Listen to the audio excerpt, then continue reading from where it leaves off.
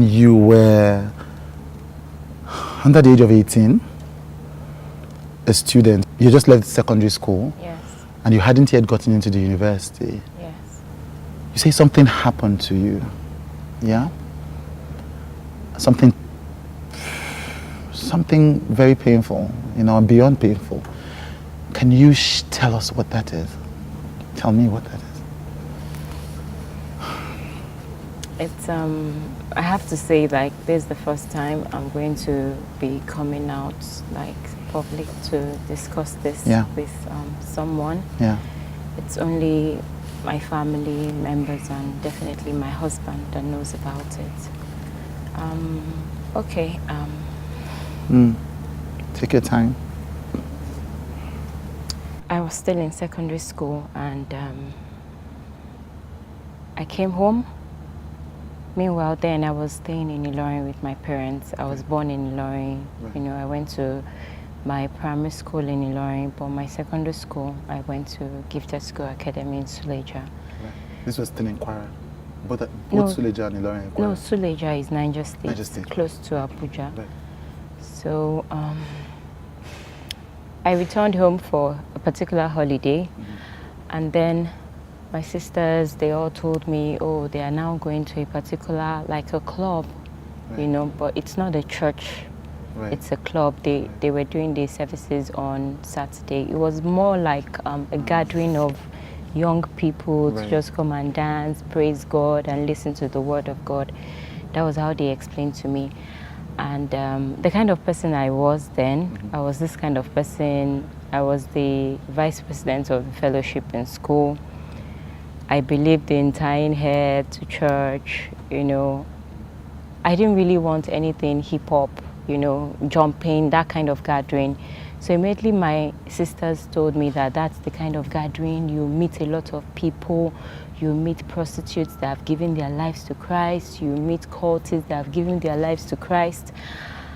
I was like, isn't it scary to be in the midst of all these people that I don't think I want to go. I just like, Busola, just come.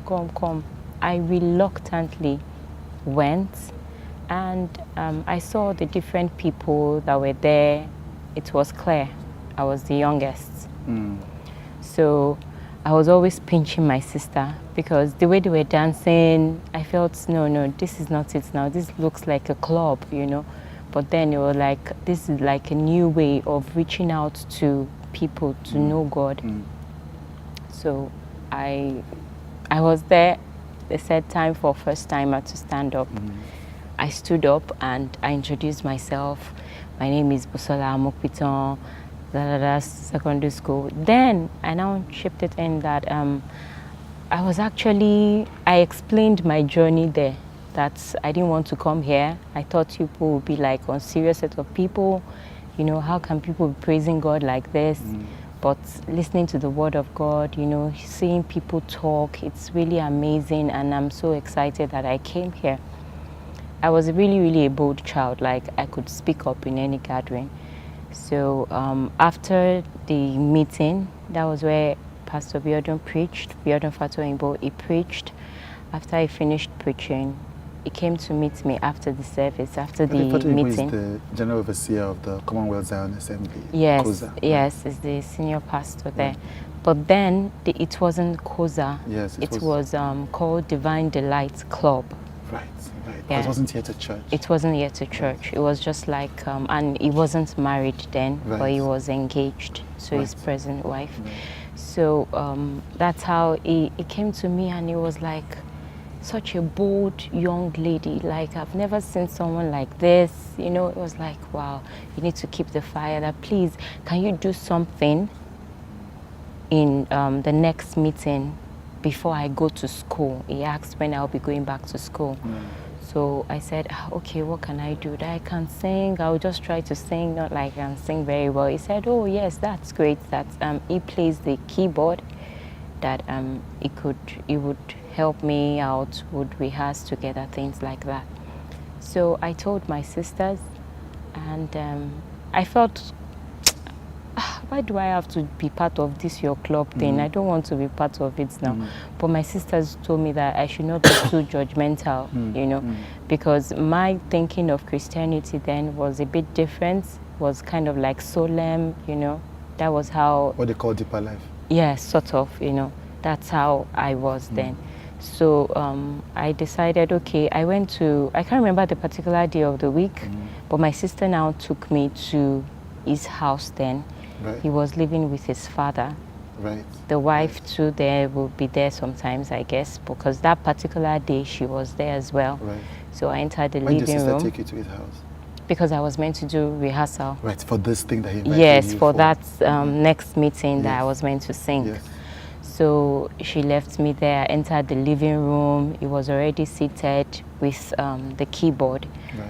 And as at then, I didn't have a phone, Right. no mobile phone. Even in my house, we didn't have any landline. So it was more like, I've already told you this, just work it out, you know, come at that time. Right, right. So that's how I rehearsed. And So this was his father's house? yes, Right. his father's house in the father's living room. So he asked me what kind of song. I think I even remember the song, you know. Right. What song was it?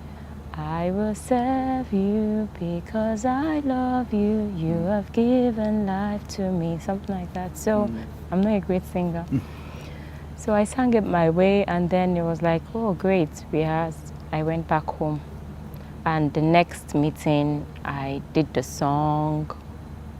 And as I was singing, someone came out to give his life to Christ. I got to realize the guy was actually even in cult, you know.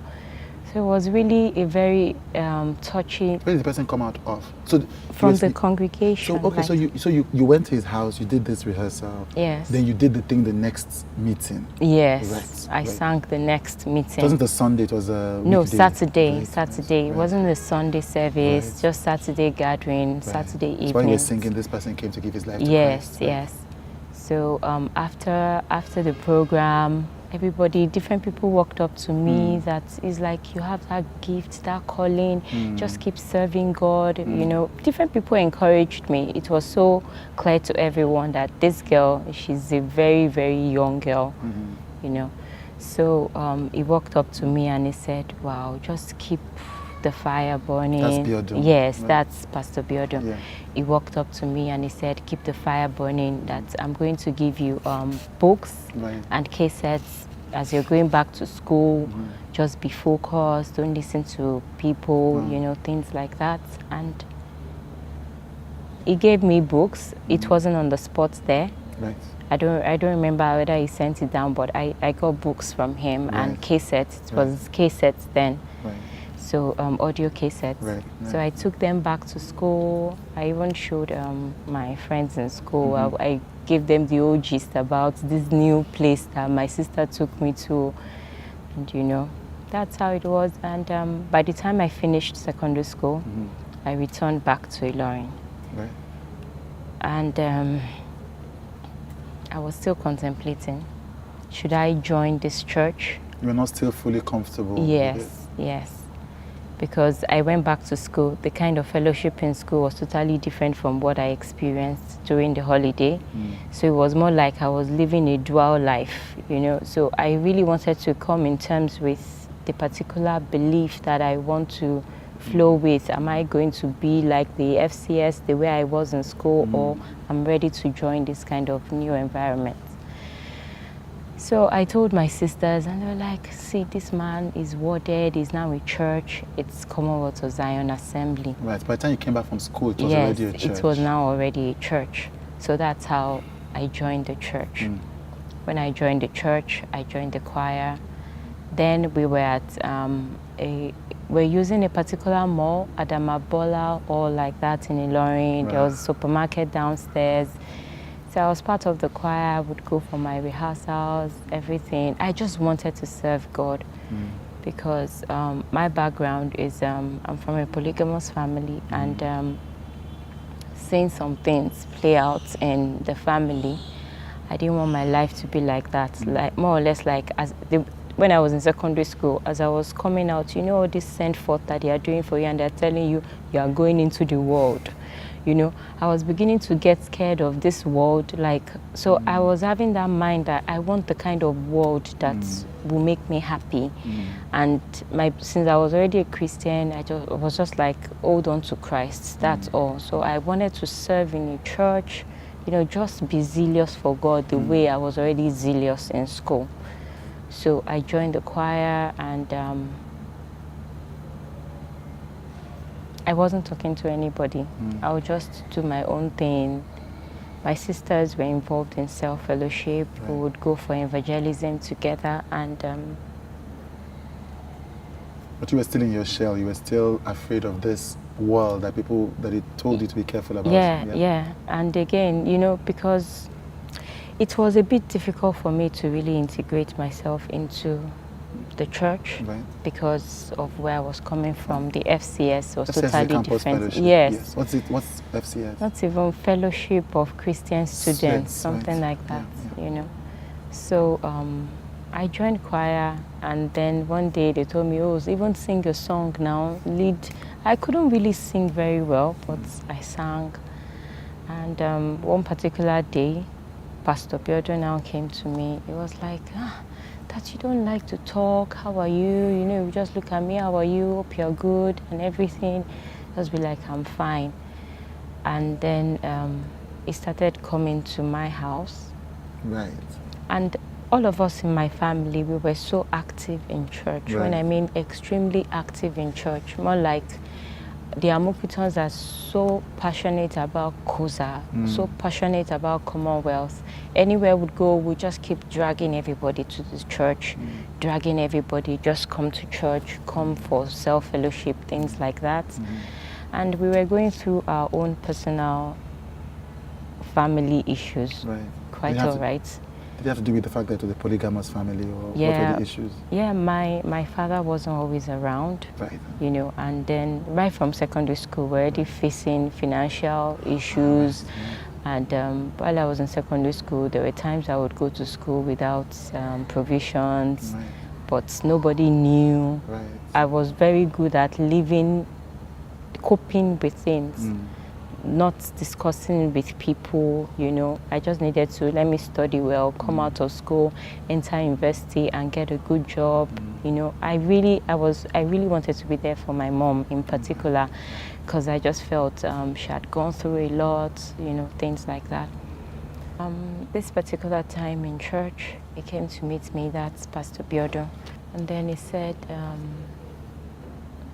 I noticed you're always all by yourself. So you came to meet you in church? What? Yes, like after a fellowship. Like you're always all by yourself, things like that. Hope you're good, you know. So I said yes. So he said he was going to come to my house the next day. Had you ever done that before? No, no. So it was because he said he wanted to find out more about why you were quiet? Yes, he just wanted to sort of know more about me, things like that, because we were always going to church. I guess people sensed something was wrong, like in terms of family. Maybe we didn't even have money, things like that, but we never opened up to anyone. We would just take care of our own business. There were days we would go to church, no food, but then we'll go back home and sort out issues, you know. So the next day, he came to my house in the morning, and then my mom was in the kitchen. So I told my mom that, my pastor is here. He came in, he greeted my mom, and then I told my mom that, my pastor says he's going to buy some things on Taiwo Road, that I should just accompany him, you know. So I remember that particular day, my mom was like, Busola, which one is this one now? She said it in Yoruba. I was not like, mommy, it's my pastor now. I'm like, there's nothing, you know. So my mom said, okay, no problem, greeted him. As in, my mom saw that, he left with me. So he was driving a white Mercedes Benz here, like the old, I don't know the model, but old white Mercedes Benz. And that was where we sort of started interacting. And he started talking, like, you don't say things, you're always quiet, what's wrong, you know. So he was talking, I want to be a spiritual father to you. So at that point, even though in my world, I'm always very mindful of people around me. Like when I was small, because when I was like 10, one of my dad's drivers just looked at me one way. I slapped the man. Like, why are you looking at me like that, Right. you know? So immediately I was about to just put up a guard, you know, but then it was just able to like just break it. I just want to be like the father, somebody you can always interact with. And then really, I didn't have like a good relationship with my dad. He was always traveling, you say. He was yes, not always at home. Yes, Yeah. at home. And then my sisters were all busy running their own lives, and I had my fears of all this thing of you're about to enter university. There's a whole lot for you to know about this new environment. It really I felt stifled in a way, you know, and I was a bit glad, like, oh, I have someone to interact with. So it wasn't that particular conversation that made me to open up to him, but it was more like within me, I just felt relaxed, like, okay, you know. He just talked and he went to buy what he wanted to buy. He dropped me back home. Then after some days again, he came to my house that, okay, he was going, because the church was about to move from that particular location to another location that is like Wonderland, that's where they call it. So we would go to that site to go and see. So he took me that particular day again to go and see that place. We just talked that he's doing this. He just wants me to be talking to someone. And meanwhile, all these interactions, he asked me one time, do you have a boyfriend? I was like, no, I don't have a boyfriend. I'm a virgin, like nothing. And he was like, oh, that's really good. That just keep yourself, you know, don't listen to all these people, even all these church boys and church choir members. So it was good. It felt like good advice, definitely. So felt like somebody who was supporting you and who was helping, you know, listening to you. And concerned about me as well, you know. So it sort of just, I became relaxed, like nothing, until a particular day, which was a Monday. I remember the previous day was a Sunday service, and because there was no telephone, no mobile phone. This was before GSM. Yes, I didn't know, and it came to my house. Meanwhile, my house then was, the gates opened. The living room is where you just knock the door, and someone will come downstairs and open the door. And this time my mom had traveled with my younger sister. It was just myself and one of my elder sister that was at home. And my house, like a duplex, was a duplex so big that if you're in a room upstairs down, you won't know what's going on downstairs, things like that. So I came down normally the way I come down, it was like 6:30 to 7. It was pretty early. Right. I was still in my nightwear. I was wearing a gown, my nightwear, and I heard the knock. Who is that? Pastor Biodun. I was first of all like, I couldn't say anything, like, what's this time? So early? But immediately I just opened the door. He just pushed me. He didn't say anything. He didn't utter any word. He just pushed me to one of the chairs in my living room, and I saw him like he was removing his belt. So I was like, what? He just said, keep quiet, do what I want you to do, and you'll be fine. So at this point, really, a whole lot was just going on in my head, because it was more like someone that I had put up here that I felt was really, really concerned about me. I had already filled him in the place of like a father that could speak to me, you know, guide me. He was there about to do something I did not believe. And then when I was just about to react, he just covered my mouth. And when he covered my mouth, it was just like, Busola, listen to me and you'll be fine. Just do what I want you to do. I didn't struggle.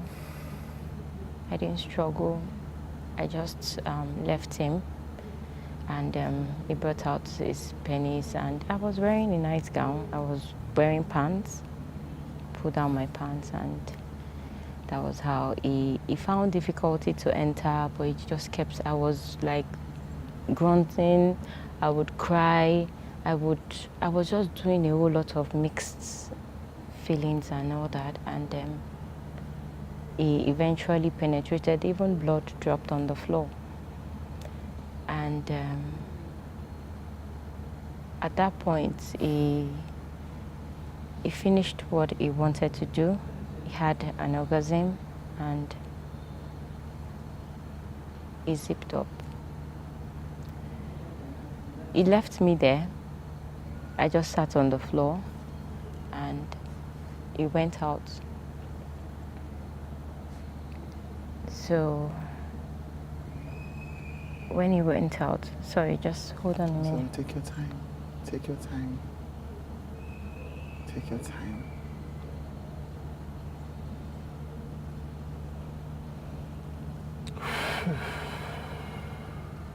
Because the thing, this particular time, as it looks like something that just happened, like an event, but a whole lot are damaged within me. As in, I don't even know how to define it. A whole lot. He entered his car. All I saw was he came back and he brought Crest. What is Crest? Toothpaste? No, a drink then. Mouthwash? No, a drink. Like a soft drink? Yeah, like a soft drink. Right. It was Crest. It had green contents. Right. I do remember. I think I remember Crest. Yeah, yes. so it was already opened. Right. He had opened it and he just poured it in my mouth. Why? I mean, I don't know. So he poured it in my mouth and I had to just be swallowing it as he was pouring, swallowing it. And he finished and he was now tapping me like, you should be happy I'm the one that did this to you. Okay. So, and then he left. He said, I'll see you. He left. But I should be happy. That is the one that did it to you. There is a man of God that did this to me. You should be happy that the man of God disvirgined me, sort of. Okay, sorry. Let me be sure that I get this chain of events. And I'm sorry, because this is obviously a difficult thing. Yeah, it's fine. So you're saying that Pastor Biodun Fatoyinbo, when he was a pastor at this time, yes, he has set up this church called Koza in Ilorin. Yes, he was married. The wife had given birth. Oh, and he had the child. Yes, the wife had given birth to Shindara then. Oh, right. Very little baby. Boy. And you were in the choir? Yes. That he'd like to be your spiritual father. Yes. And so based on that, he would come and visit you to help, encourage you and support you. Yeah. And then one morning, Biodun Fatoyinbo comes into your house at dawn at 7 a.m. Yeah. And without saying anything to you, when you open the door, he pushes you onto a chair. Yeah. He tells you to shut up. Yeah. And then he rapes you. Yeah. Okay. And then so he says, I'm sorry about this, but it's fine. I'm sorry. And then he tells you he shuts your mouth, literally. Yeah. And then does this. Yeah. And then ejaculates, has an orgasm or whatever. Yeah.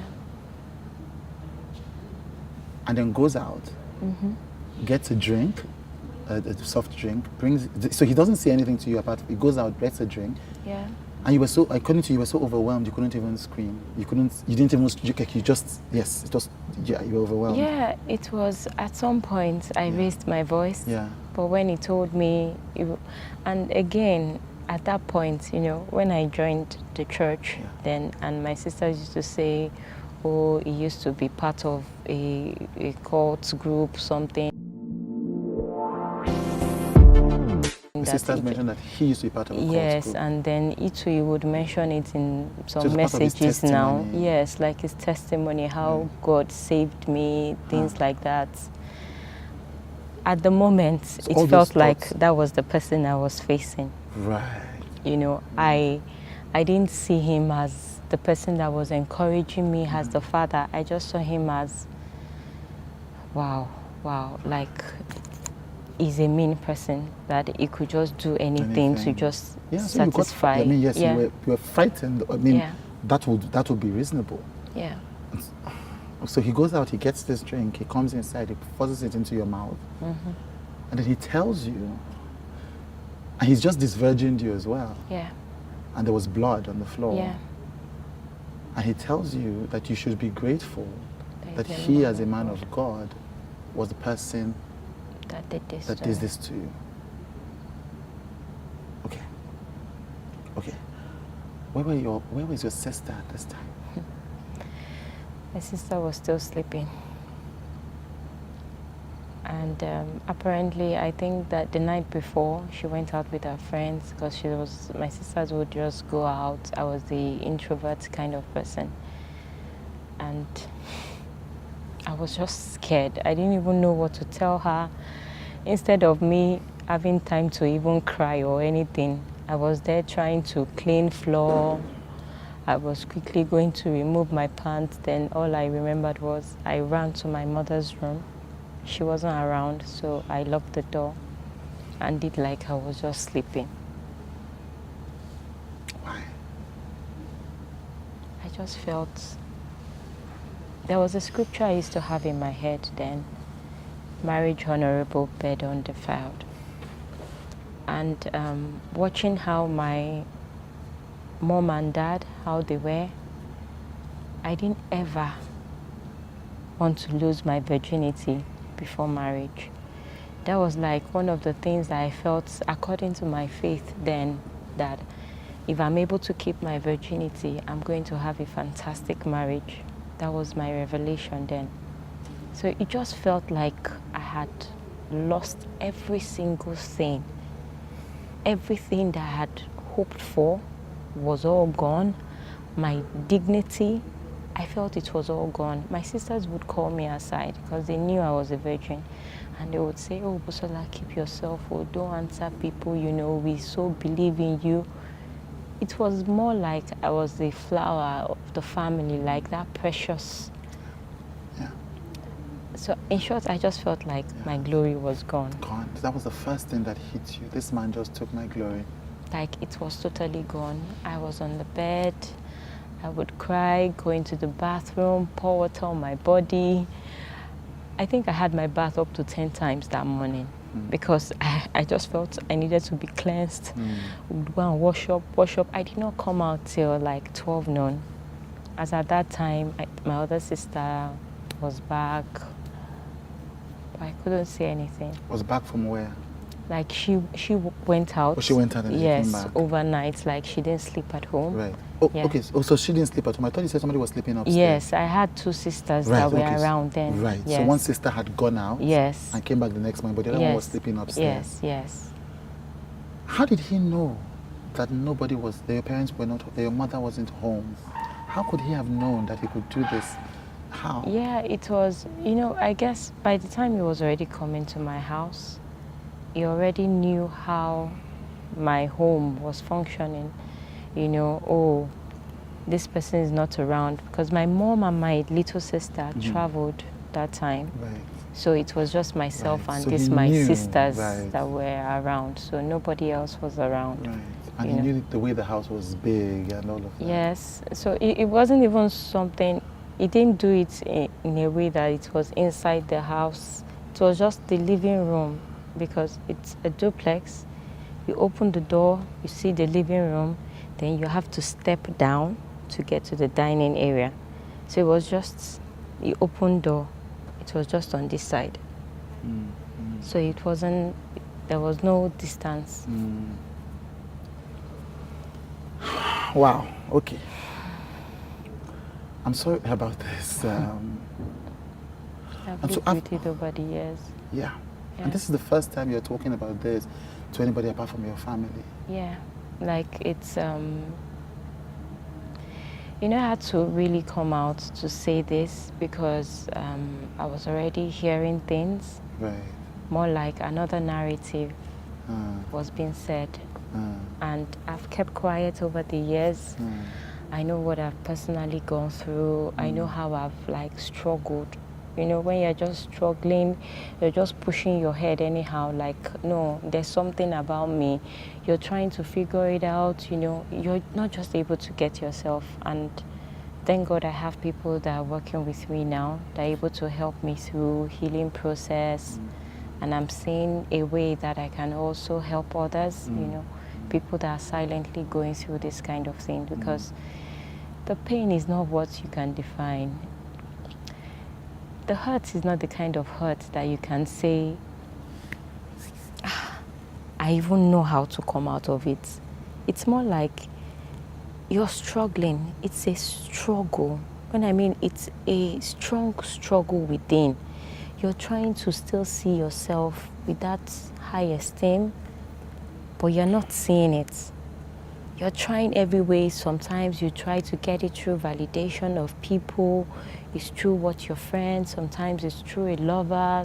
You know, you're sort of in a situation where you don't have control of things. You're just depending on everything around you. Yeah, I see that. So I want to stay here where you are now, and then before going back into that part, however painful it is.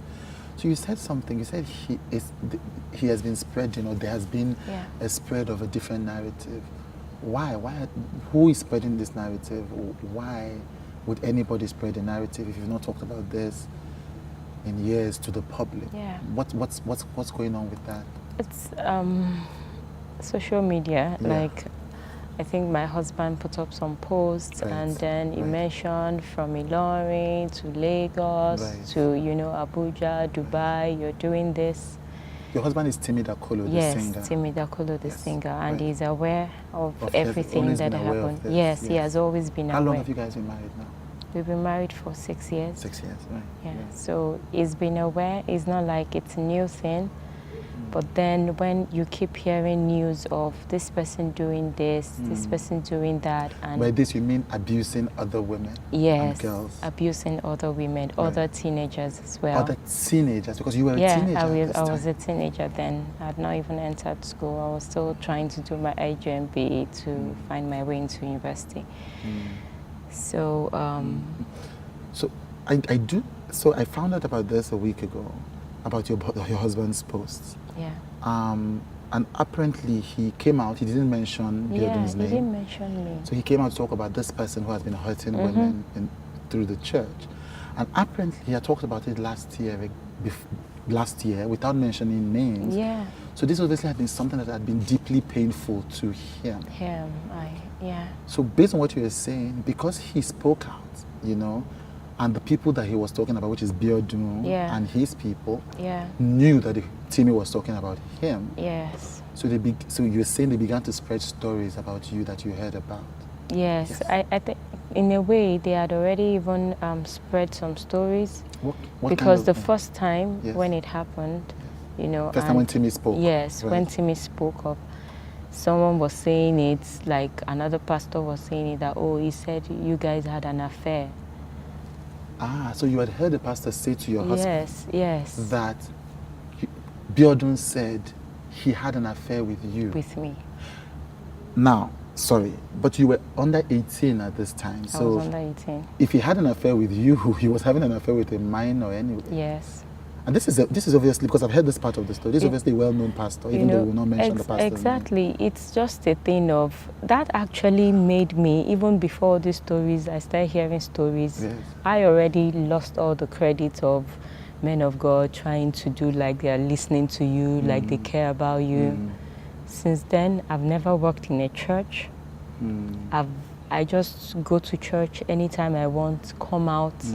I'm not part of any group. It's about my relationship with God. So the first time Timmy spoke out in the social media without calling Biodun's name, you began to hear stories. That's the first time this stories then you got heard from this big pastor. Yeah. And then Timmy spoke out again this Yeah. year. Did something trigger Timmy speaking out again this year? There was this, I was just there in my studio and I had Your phone photography calls. studio? Yes, my photography studio. And I had phone calls, you know. Eventually I picked up, Busola, don't check online, no. Something is going on. You know your truth. My sister called me. Then she was like, you know your truth. A friend just called and she said, imagine people saying rubbish, someone saying rubbish about you on social media. From where now?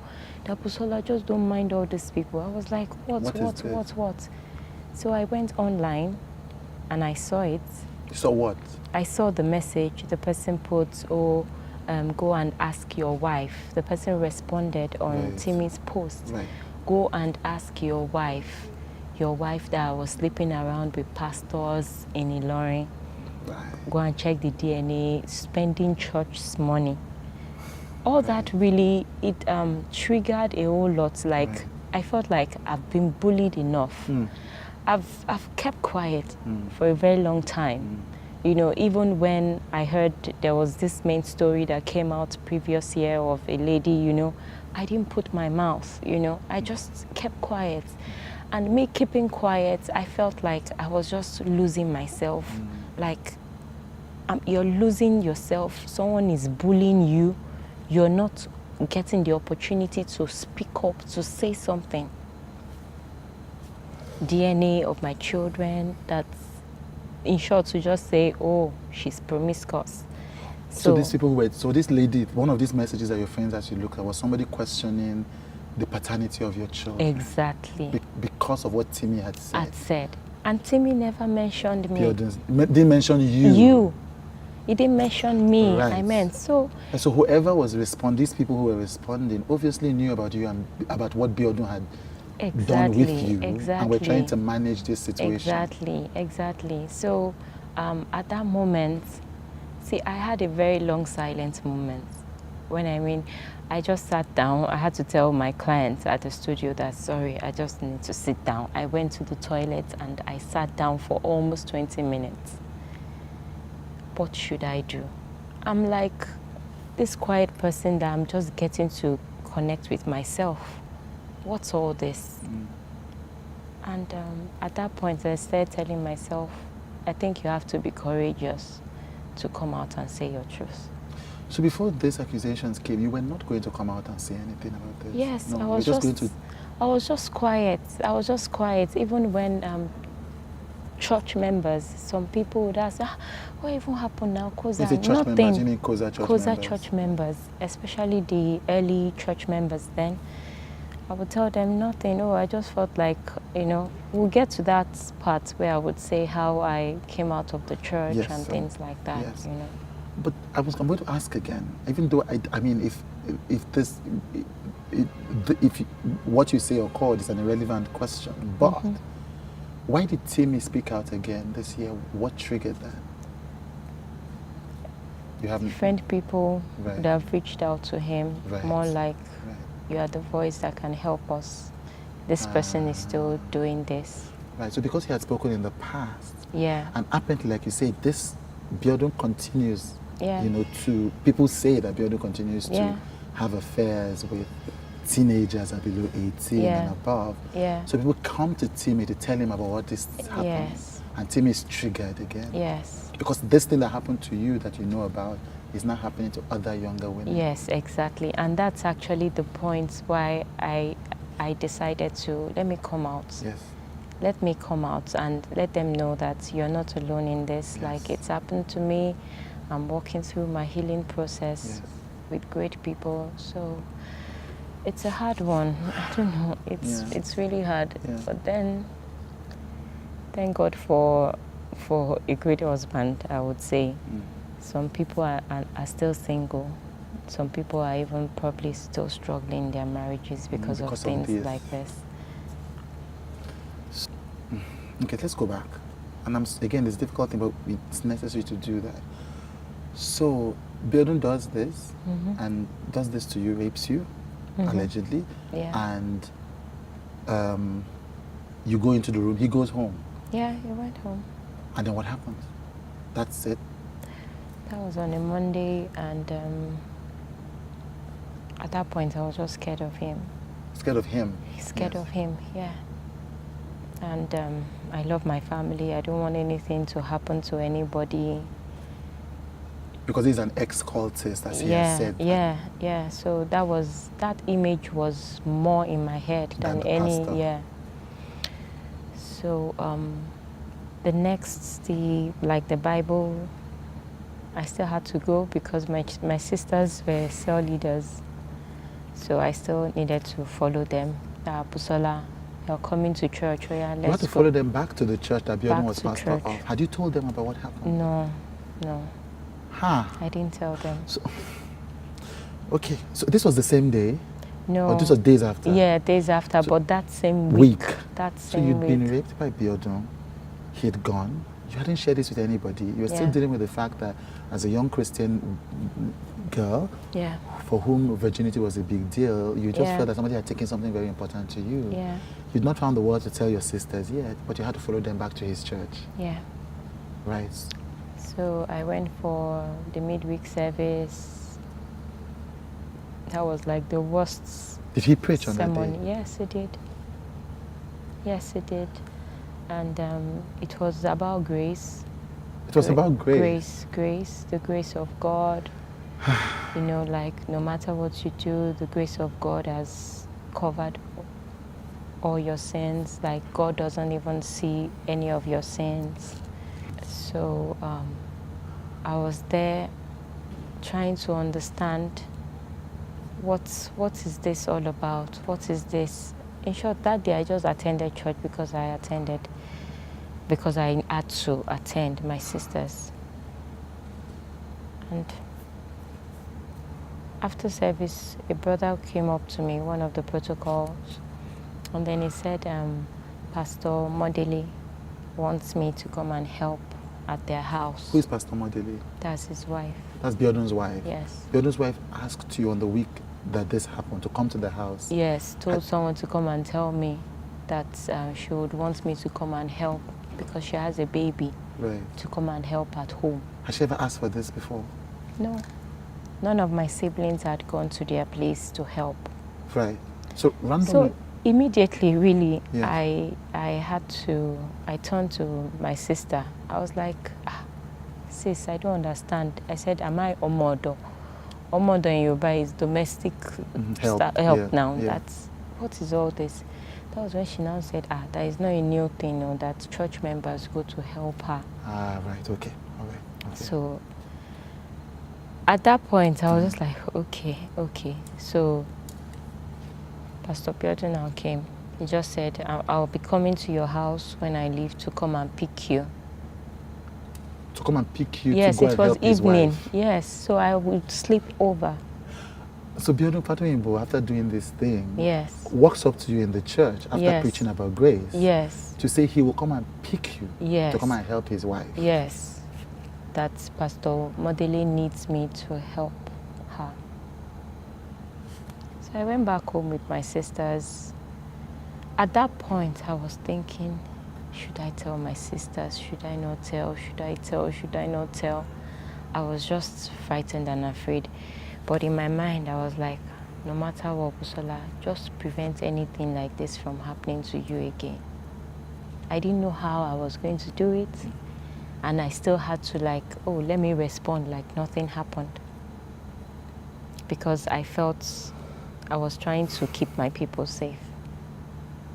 So after we returned home and he came, the wife was actually in the car with the baby, and he came to come and pick me. He came to your house to come and pick you? To come and pick me. And he was alone in the car? The wife was in the car. The wife was in, you so know, they it's like after service, Right, so going they both home. came So to you pick both you. came So they to picked you pick from me. home. Picked me from home, Right. and then we went. They were staying somewhere in Songo. I'm sorry, I'm going to ask. I mean, I do work at Joy Inc. I know how trauma works. I know how this works. Yeah. But some people are not familiar, so I'm going to ask a very stupid question. Yeah, you can. This man just raped you. Why in God's name did you go back to his house? Nobody knew. Yes, but you knew. I knew. Yes. But I was totally afraid.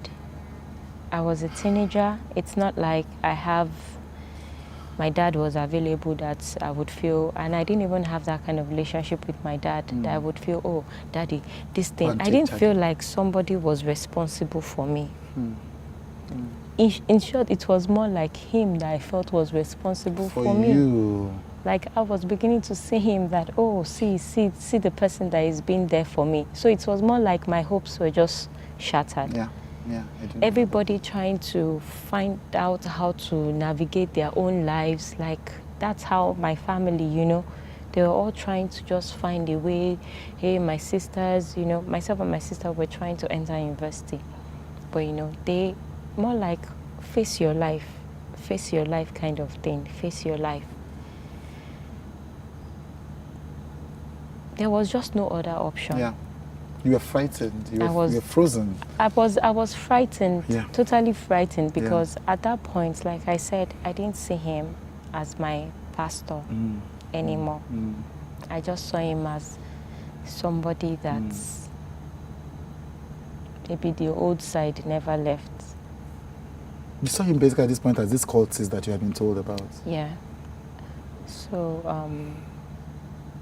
that was how I went to the house, and I was always I carried baby. It was late already in the night. So his wife entered the room. So that's Pastor Dilly entered the room, and I carried Shindara. Meanwhile, at home, I wasn't the kind of person that used to clean the house. Right. So that was why I was even telling my sisters, like, you people are the ones that clean the house. I don't know why Pastor Dilly decided that I should be the one to come and help her cook and help her clean. That I'm not good at that. I'm just learning. You know, they know this girl just came back from secondary school. So how can she do all these things? But my sister just said, I'll just go and help now. Because Pastor. because they did it for people. He'd called different people. Yes, he called different people. That wasn't the first time. So it's the strange thing to your sisters. Yes. So that day, that night, I carried the baby Shindara, and Pastor Dele was lying on the bed that was in their own master's bedroom. So she now said, oh, Busola, have you eaten? I'm okay. I didn't bring any clothes, by the way, because I didn't have mine to have my bath, change. Yes, just wanted to leave as soon as you I would just sleep, wake up, and go and do my own thing at home. So I carried baby.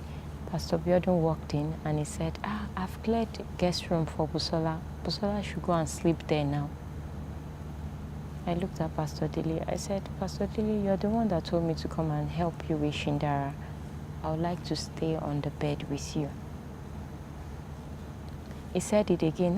But why would you want to stay here when there's a spare room for you? That room was meant to be like, I think like, he cleared the room in short. You know, that you can go and sleep there. Because meanwhile, by the time I walked in at some point where I was just there alone at home, came to me, you're going to sleep in a guest room and I'm coming to meet you there. Okay, all right. So, okay, I'm sorry. Okay, so when you came into the house with both of them, he found a way to corner you and say and that he you will said, sleep in the guest room and I'll come and meet you there. So, right, okay. So,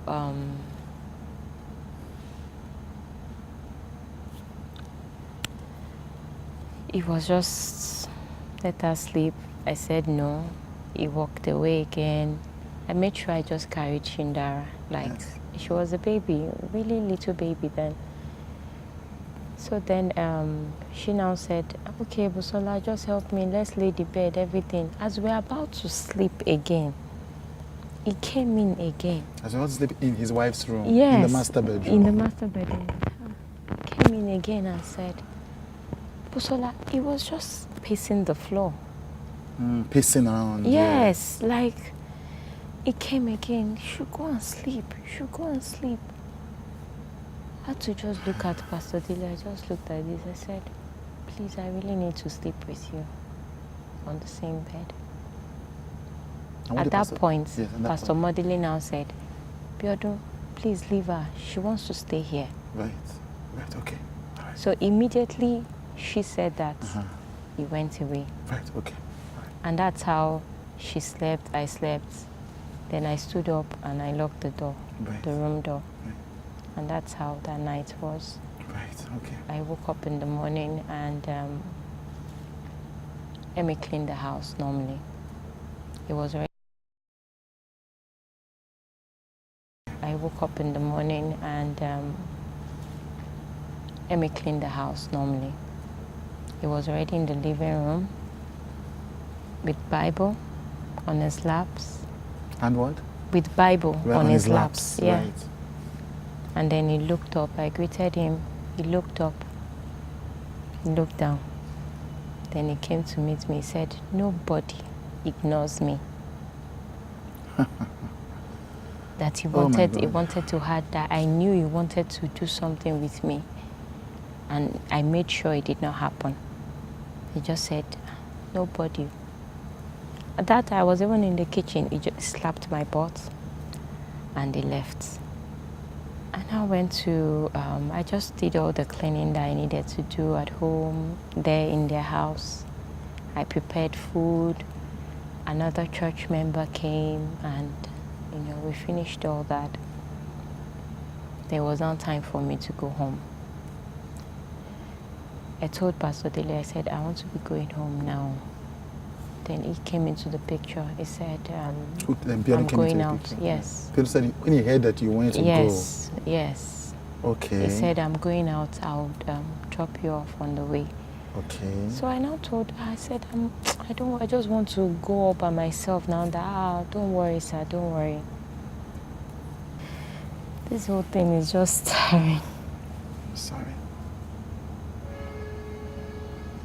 I'm very sorry.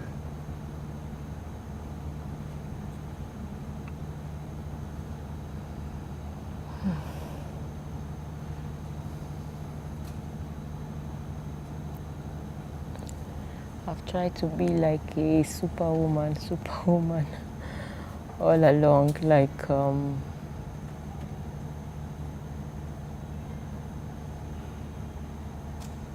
don't like to remember these things. I'm sorry. Yeah.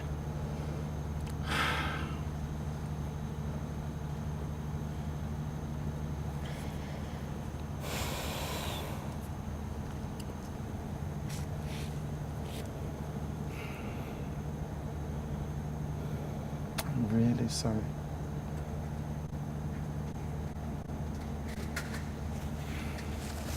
In a way, really, I see men of God to just be mean.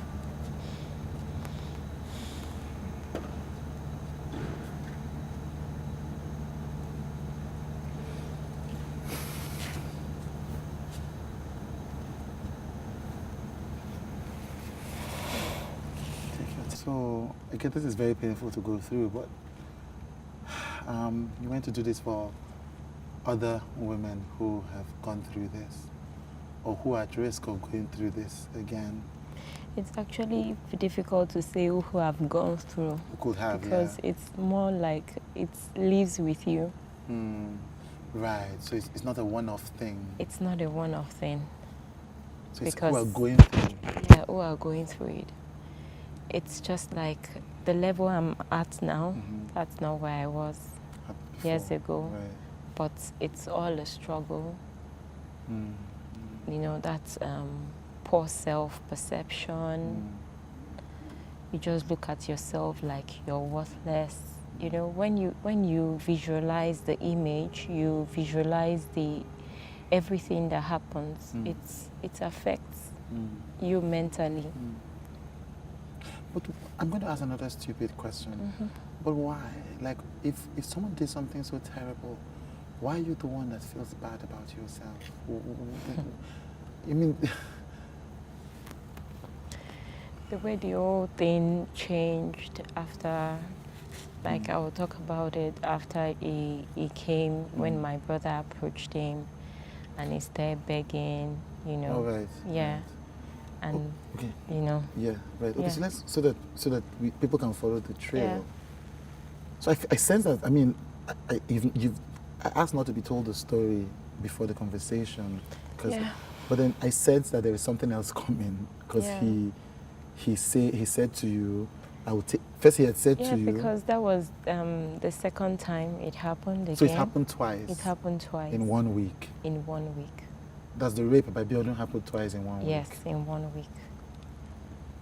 So that day I entered the car, the white Benz. So after you had said you were not going to go, he basically insisted that you had to go with him, Yeah, that he would the drop you wife off. was like, go now, Pastor Oh, the just wants to wife said- drop you. I was The wife like, didn't think to ask you, no, why are you so worried about going away? she didn't. She just said, follow Pastor now. Pastor is going, just follow him, drop at the junction. So, because that was what I said, I would just drop at the junction of the house because it was quite a distance to walk from their house to where the taxi, you could get a taxi. So, entered this car with, there was a church member around then. Right. Yeah, you So- mentioned that the church member had Yes. come in the morning. Yes, so the church member actually just dropped off before we even got to the junction. Right. And then he was driving, I was in front. He was the one driving. He just changed, like he made a detour. Immediately he dropped off this other church member, he just changes the route. Yes, after we advanced to another level, like before we got to the main junction Right. where I could get a taxi. And then I was like, Pastor, go and drop me at the junction. Can I come down? Can I come down? He was just smiling. And then he was just saying different things like, I am yours. You do what you want, what I tell you to do. And he just parked the car when he got there. At that moment, my heartbeat was very fast because I knew something was about to happen again. Something was about to happen again. There was nothing. I didn't even think of violence. I didn't think of hitting something. I didn't think of that. At that point, he came down from his car and opened the door, pulled me out. This was on the main road. Yes, somewhere with nobody was there, Right, so not it on the entered main into- road. Right, Yes. right, so it entered gone off the main road. Yes, yes. We never even reached the main road. Ah, right, because you came from his house. Yes, so it was the we road never to, reached. Right. It was just the road to another place. Right. Anybody that knew Songo then was just full of bushes here Right, and there. right. Houses were just beginning to be developed there. So he just parked and came out, pulled me. I told you. I wanted to do this to you in the house. You did not answer. That's how he bent me over. He bent me over at the back of the car. At the back of the car, opened the door. Then later on, put me at the bonnet, like my hands like this. Then later on, even just held my hands like this at the back. Held my hands like this, like, I don't want to be cruel to you. Just answer me. Just give me what I want. So, at that point, I didn't even do anything again. I just allowed him. So he raped you again. Yes. So, he did it there.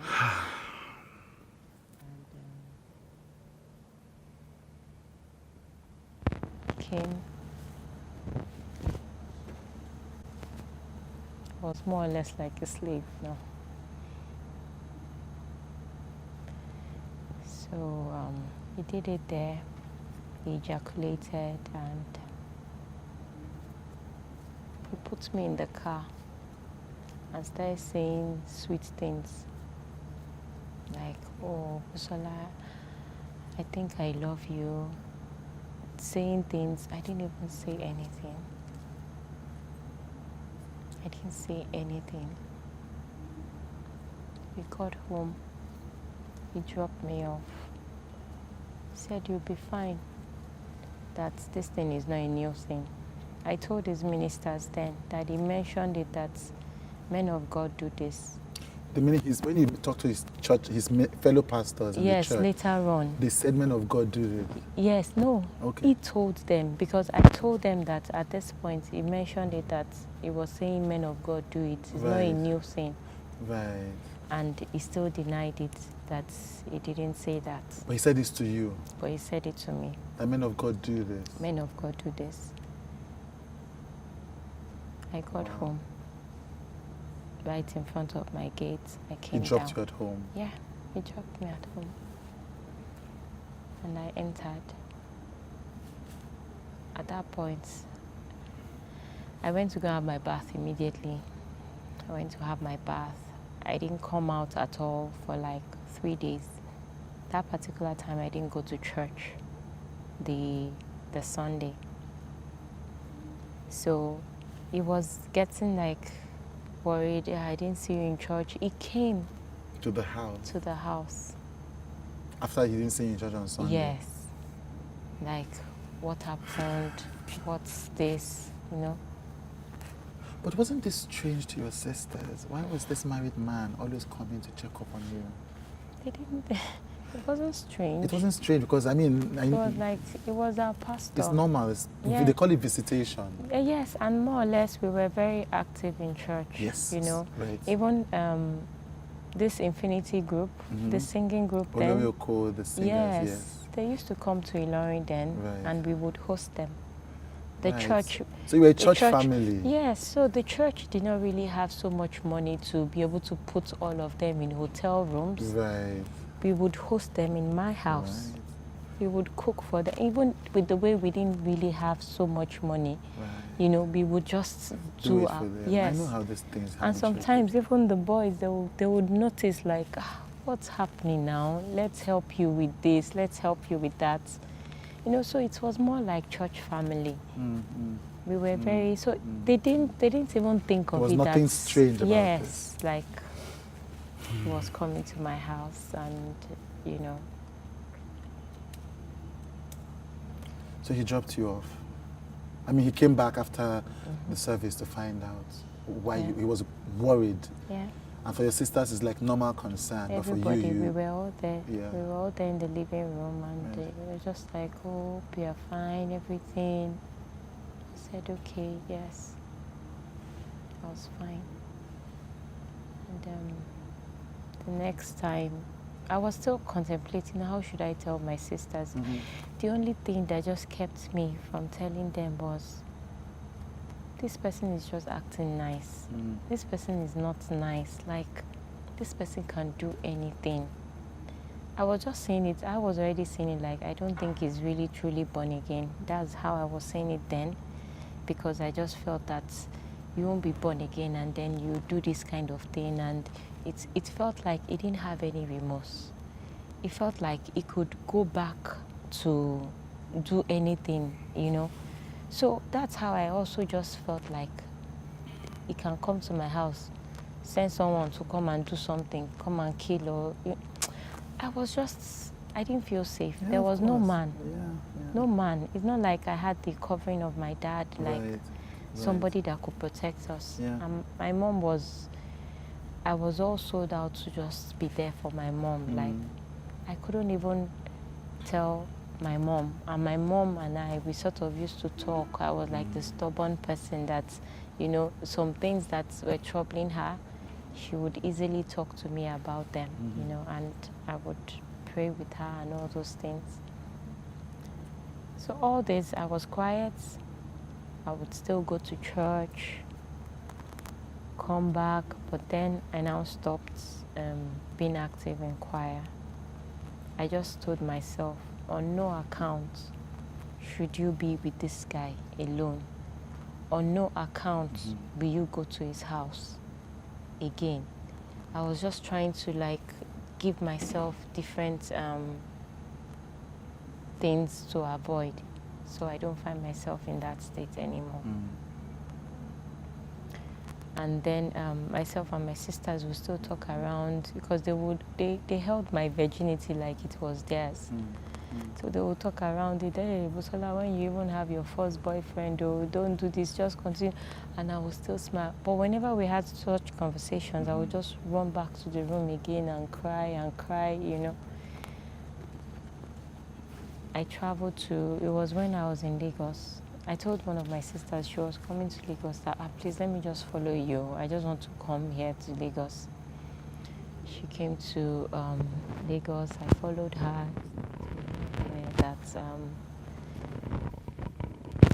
I told her. She was actually the one that came to me, and then she had told me about a dream before that she had. And I saw that something bad happened to you. That my sister is like someone that she dreams, like she sees things, either things that are happening to you now or things that will happen. So at that point, she told me, she said, I had a dream. You were crying seriously, and I saw blood on the floor, and I saw Biodun sitting on a chair. Oh, wow. She saw it in a dream. So that moment, I was sort of like in shock. Like, I denied. I said, no. The next thing I just started, because as at that time, that was the same time, the way it was, I was in Lagos, it was night, I was about to sleep, I was now crying. Like I wanted to pray, but I couldn't pray. So she was passing by, and she had been trying to tell me this, because even when we were there in Ilorin, she told me she didn't just have the dream, she had the dream sense. She called my sister that time to say, I have something that I want to tell Busola. I have something that I want to tell her. So it was not that very day that she just told me that, Busola, this is it. Tell me what happened. I started crying. And I told her what happened. She started crying with me. She was mad. She was like, Busola, we have to go back to Ilorin. We have to go back to Ilorin. So we came back to Ilorin that week. My brother was in University of Ilorin then. Called my brother, called my other sister, because then I have 3 older sisters. One was in Kaduna doing her youth service, or Kano rather, doing her youth service. And this one that followed me to Lagos, she wasn't the one that was there that day that it happened, that was sleeping. So that when we returned back, we told the other 2. My brother was angry. My brother took pocket knife, just dragged my hand. Let's go to his house. We went to his house. Immediately saw my brother and I coming. He quickly came out of his house. I was like, Busola, what's the matter? My brother's name is Tunde. He was very mad. Just called him, I'm going to stab you. I'm going to kill you. What did you do to her? He was begging. He was like, I'm sorry, it's just the devil. I don't know. It was just the devil. So at that time, someone was around, a church member. In his house? Yes, a minister, Wally. Right. That one is the pastor of the pastor of the branch in Port Harcourt now. Now, right. Yes. So this person is still with him? Yes, he's still with right. him. So, but as at then, he wasn't a pastor. He was a minister in church, like prayer minister. Right. So he now said we should come to my house. Myself and my brother went back home. Then they now came to my house. As at then, they called another minister. So we started talking. He came with another minister? Yeah. That he was really sorry. He didn't know what just came over him. Like, he was really sorry and all that. I was there, I couldn't say anything. It was just like, devil, like, it was the devil that he didn't have the intention of doing that. Biodun and a minister in his church come to your house to meet you and your brother. That means this minister knows about that Biodun had sex with you. Like, Yeah. even if he didn't know that it was a rape, Yeah. he knew that he Biodun had just sex knew with a girl something. who wasn't yet 18. Yeah. So they come to your house and they talk to you and they say it's the devil. Yeah. Right. We were just outside. They didn't even enter. They didn't enter the you know, house. my brother came out. I Right. came out. So they started saying it's the devil, this like that. Meanwhile, the minister then, which was Wole Soweto, and there's another minister, Flo. Right. And Flo actually happens to be my second cousin.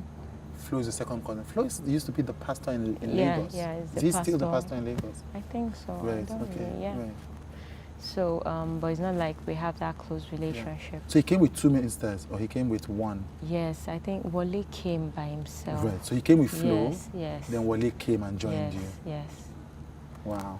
So that's how they were talking. I'm so sorry. I'm this.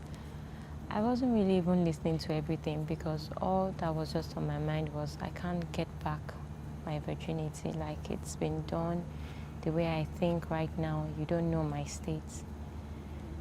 So I just said, I told my brother then, like, I want to leave the church.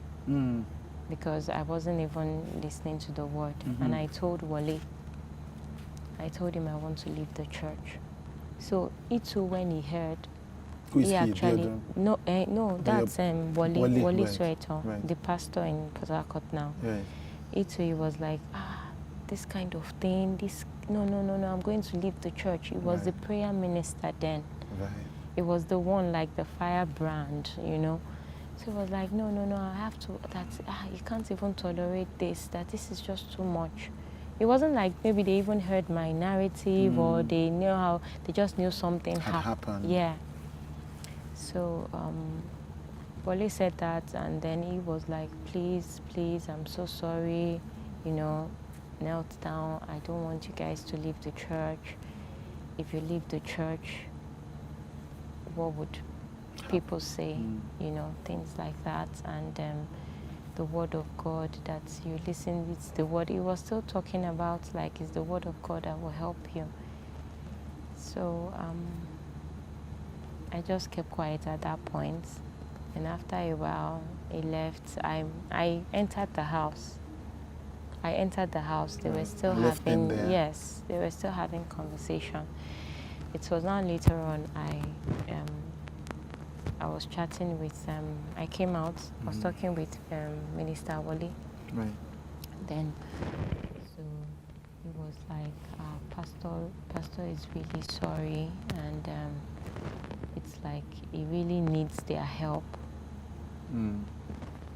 Like, so basically, Wole was saying this man is a sick man, he needs help. Like, yes, he doesn't feel this is the right time to leave him. Oh, this is not the right time for Wole to leave him because he needs Wole's help. Yes. Right. Like, you know, he was the prayer minister, so Right. maybe he felt praying could, like, just be there for him.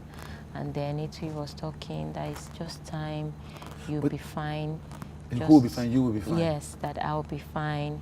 That you will be fine. Yes, that I'll be fine. That we should just look at him like it's a weakness, like it's something. That you should look at it as if Biodun raping you an under 18-year-old is a weakness. Yes. Right. And you know, it was just an act of the devil. I was just nodding. And later on, after they all talked, you know, so I can't believe this happened, though. I can't, you know, they all expressed themselves differently. At that time, Pastor Biodun had left. So I went back home, and I know the next Sunday we didn't go to church. It was like we went back to church after like 2 weeks. You went back to the church? Yeah. Why? Wole came, as in, it was more like constant visits to us. Like, the Amokitons, you people are really, really... And your mother didn't know by this time? My mother didn't know. And we all agreed, like, we weren't going to tell her. So, but your sisters knew? Yeah. And your sister who was in Lagos, you know, the one who had... I mean, again, how did... Like, sorry, and this is a lot. This is a lot. And it's a lot for me, so I can't even imagine for you. But I'm just trying to understand. So,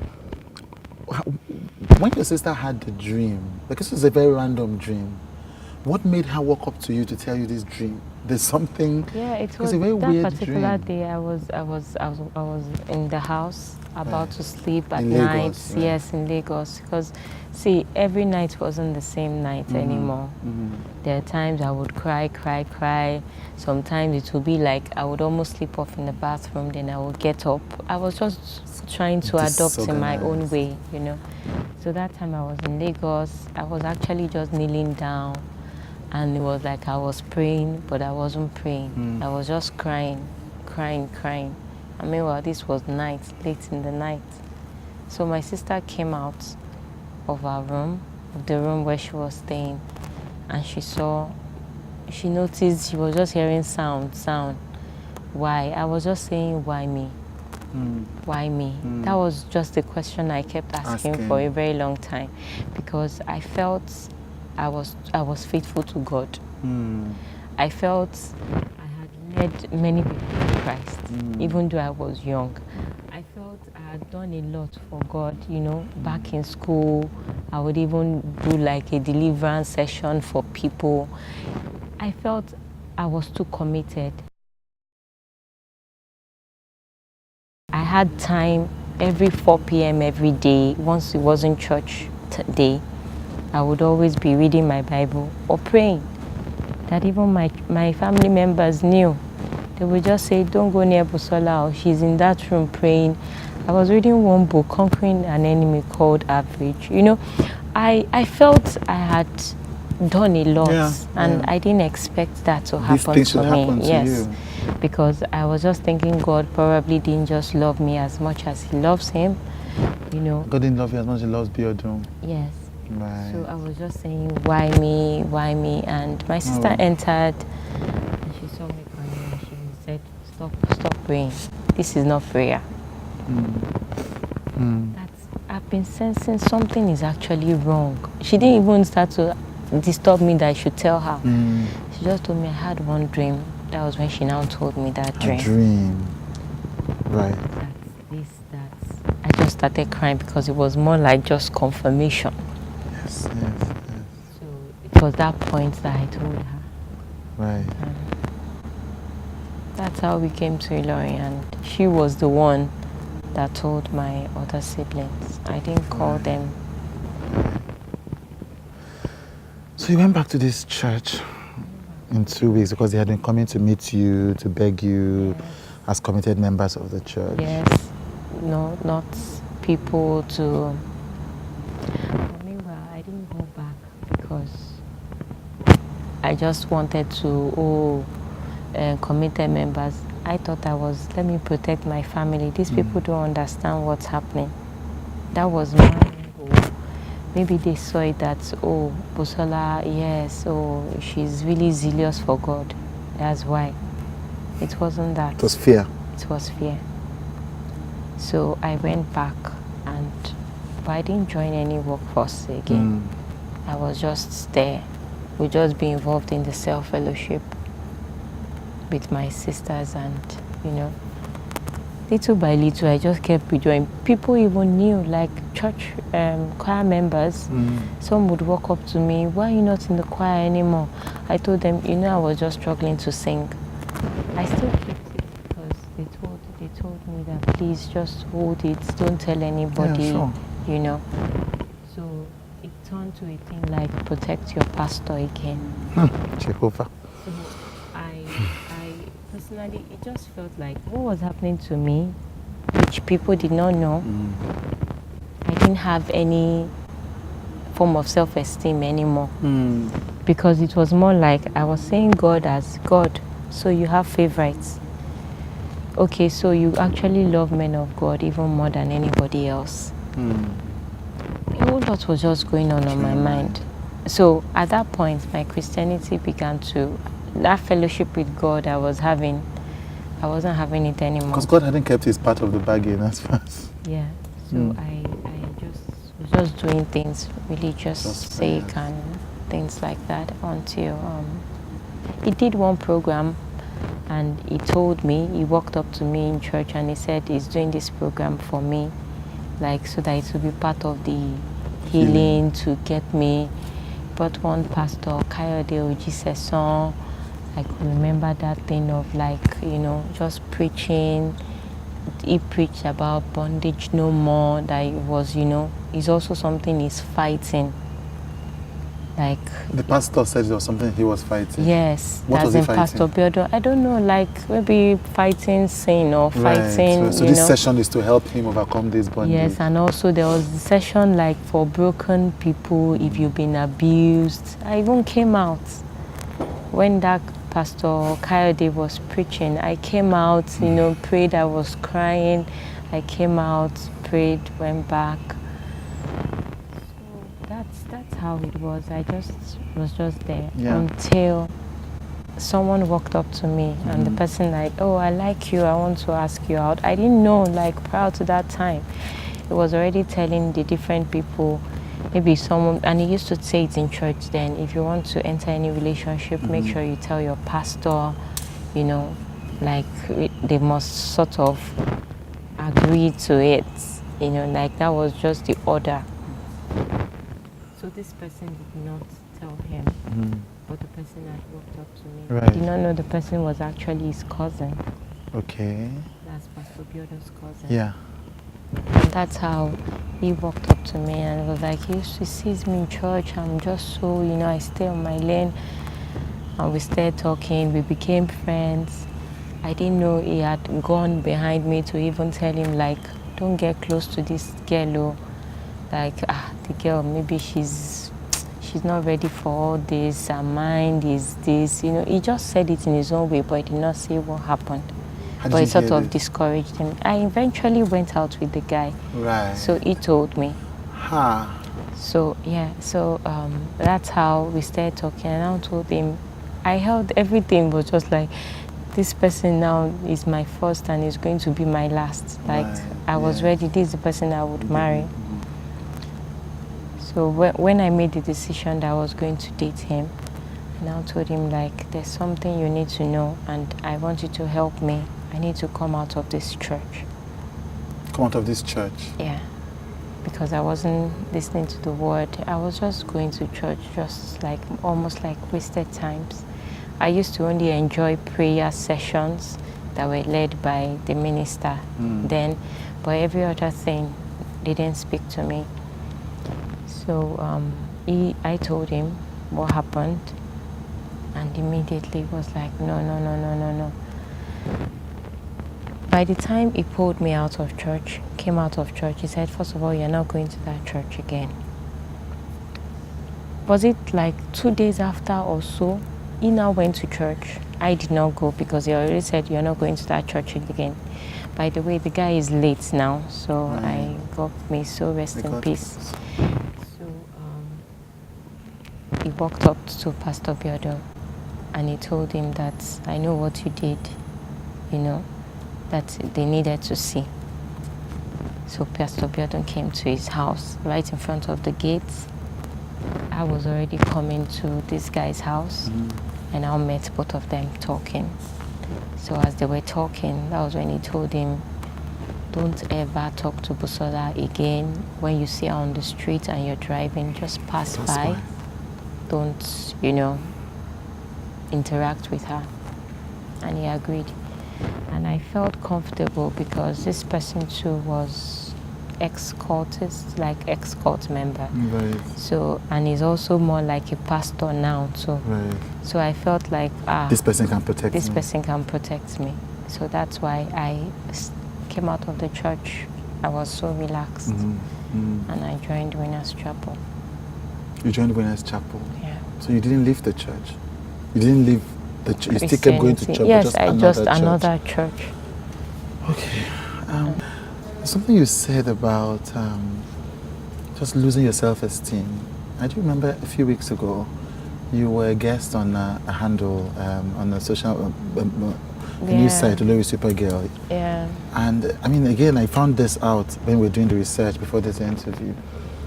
And you said, I remember the exact moment I lost my voice, or something like that. I remember confidence. When I lost my confidence. Is this what you were referring to? Yeah. And did it come back? Has it come back? I don't know I don't know what to ask, but have you, since that moment, and this was, you were 16, 17 at the time, or? It's more like fighting. Like, the way I've been is more like I'm just fighting through. So since that time, you've still been fighting through? Yes. It's not, at some point, it affected me a whole lot. I didn't even know that was actually the bedrock of issues that I had.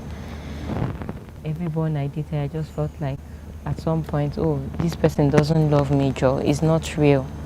I dropped off. I would just leave. And then I just decided men are just to be treated in a very harsh way. Like, I started feeling like I needed to be inflicting pain on men. Like, unfortunately, they were innocent, you know. But I was also feeling like that was the way I felt I could get my power back. I was really just thinking, because there was nobody to walk me through anything.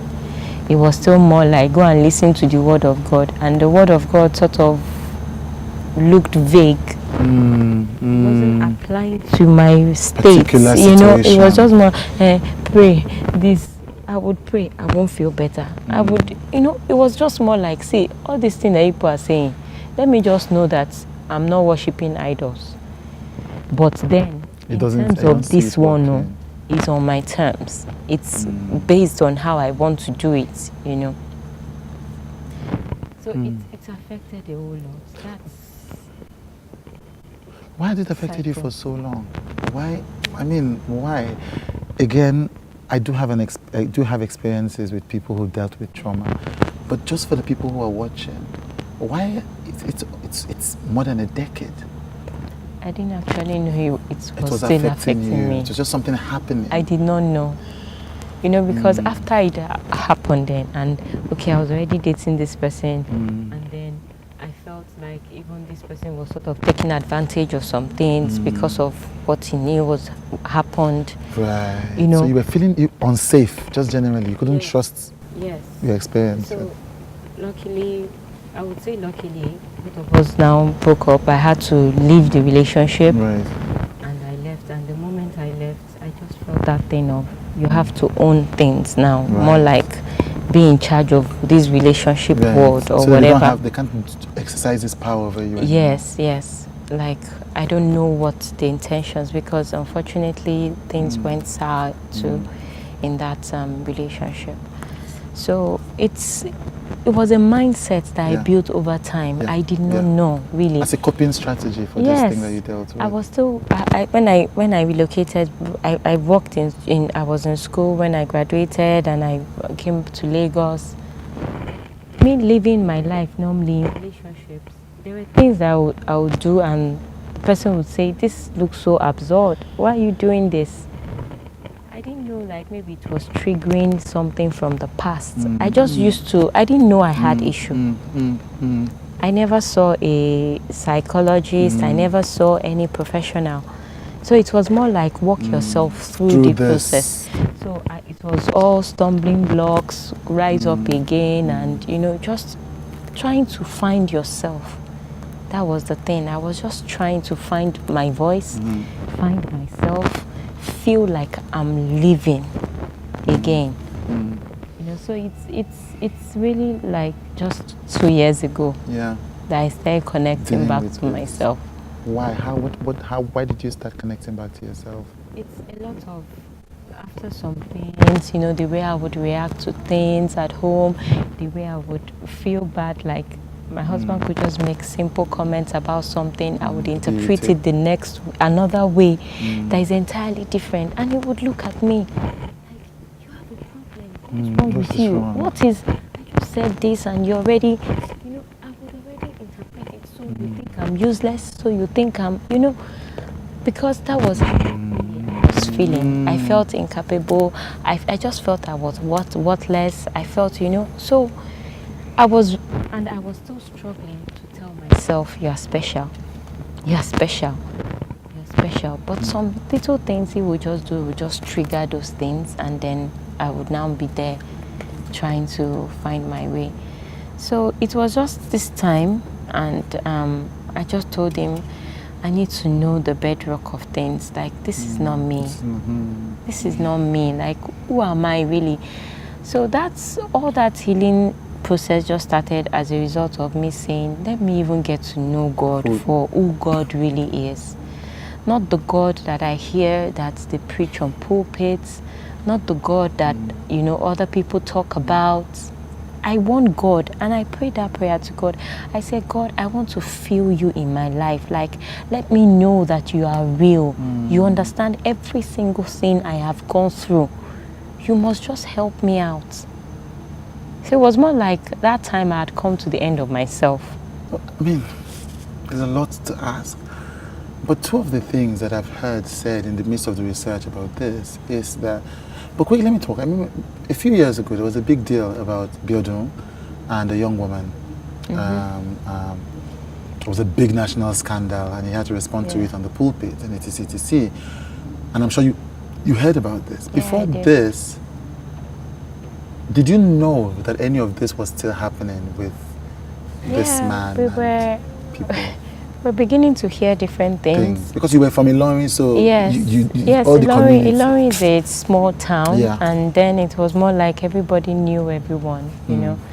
So we're hearing things, a whole lot, and I would just tell myself, I'm not part of that church again. So this is not your business. You know, so it's not my business. Your, I have my own issues that I'm trying to deal with, you know. So even people would come, like plenty church members would come, talking about, we heard this, we heard that. I'll just smile. Nobody heard, nobody. You heard your own story. Yes, I never told anyone. Even some were my friends in university, and they were now going to the church. Right. There was a particular lady, she was now complaining of what someone else said. About the past? Yes, about Pastor Biodun, and I was just smiling. I said, then leave now. That was just all I said. Yeah. That just leave. So there were constantly stories about him harassing, abusing, and soliciting young women. Yes. So, but I never felt the need to speak up. You know, I just felt like that was what I felt like. Let me just leave him Get to away God. From these people, and his wife never reached out to you. She never asked any questions. She never called me aside to say, Busola, what happened? She never did. Again, doing research for this, I did talk to members of the church, rank and file. What did you think about these allegations about the big Ese Walter story? Yeah. And the two things I heard. One was, and again, this is by no means a representative sample of the entire church. It's just random members. I heard was one, women are always throwing themselves at pastor. So actually, he's the one that is having to deal with all these advances. And two, that he's a human being. Human beings make mistakes. I mean, they don't know. I mean, this is the first time I couldn't tell them about your story or anything I'd heard, but they'd never heard about a rape, or at least in the popular imagination. Yeah. What do you say to these two things? One, that, he's a handsome, powerful, wealthy man, and as a pastor, women are always throwing themselves at him.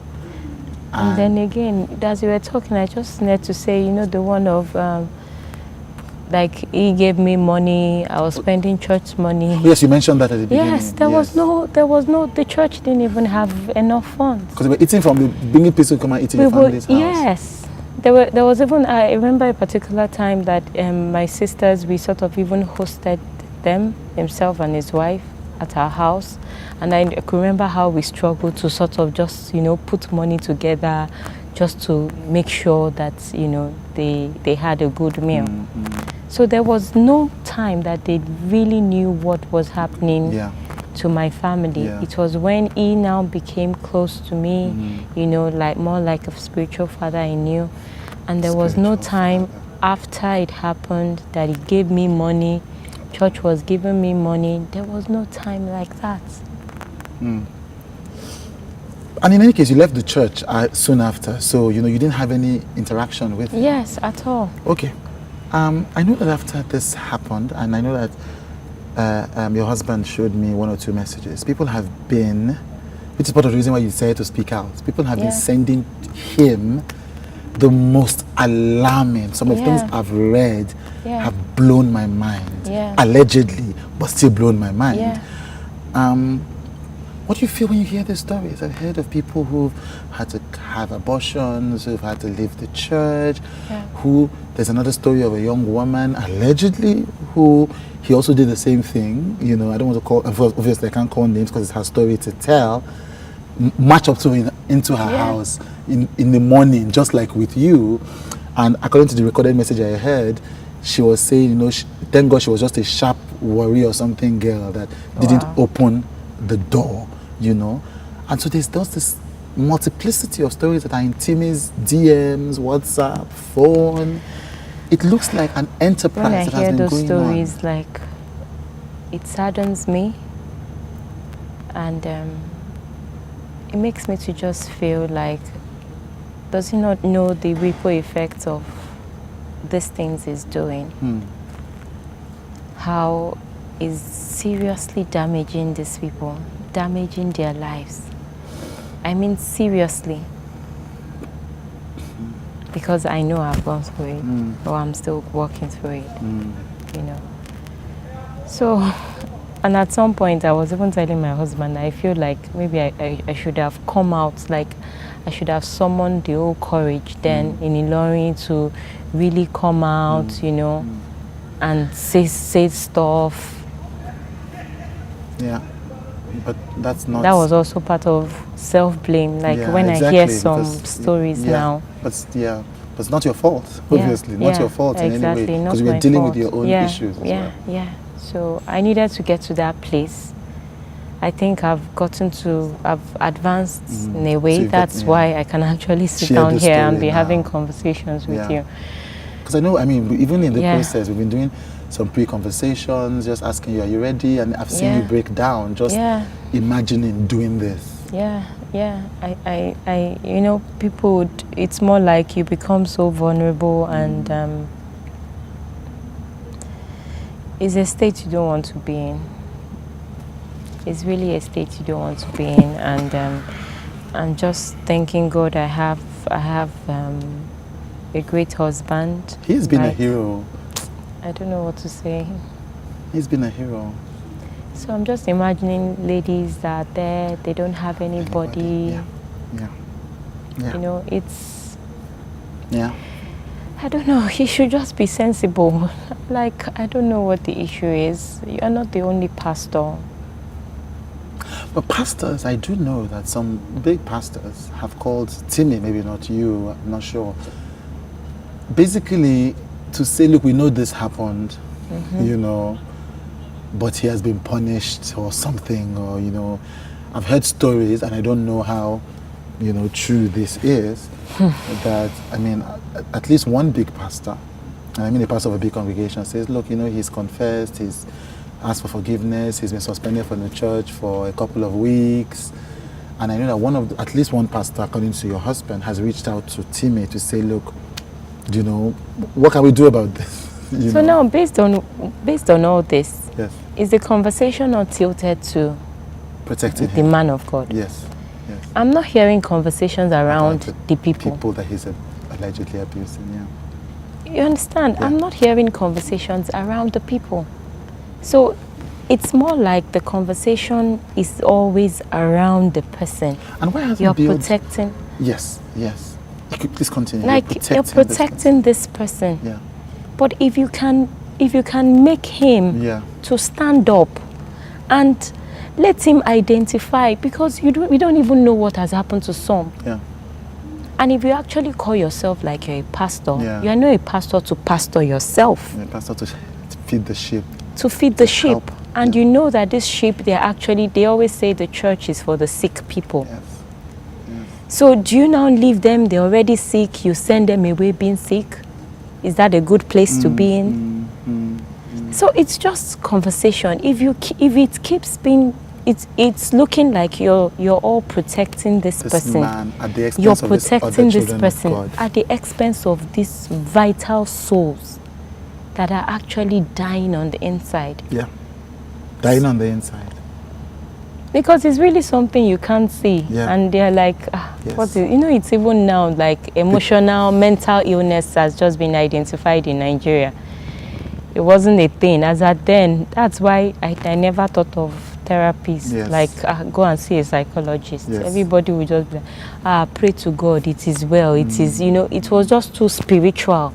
But meanwhile, it's a mind thing. It has moved from the spiritual state. It's a mind, because I have a soul and the body, so the mind is actually where the whole battle is, where you are fighting through, So just speaking now, because you didn't even have the language to understand what was happening to Yes. you. There was no framework, there was no precedent. Nothing. You didn't know what to do. So it's just now as if you want to see a professional, as if you want to try to deal with this. I'm now getting to see that, these are these things. And that's why I'm really so particular about the girls. Yeah. And I don't want him to continue to do this to other women. To other women. I know that some of your friends and people around you are trying to set up an organization, a project. I don't know what it is yet, Unbroken, to help other women who have dealt with this kind of abuse.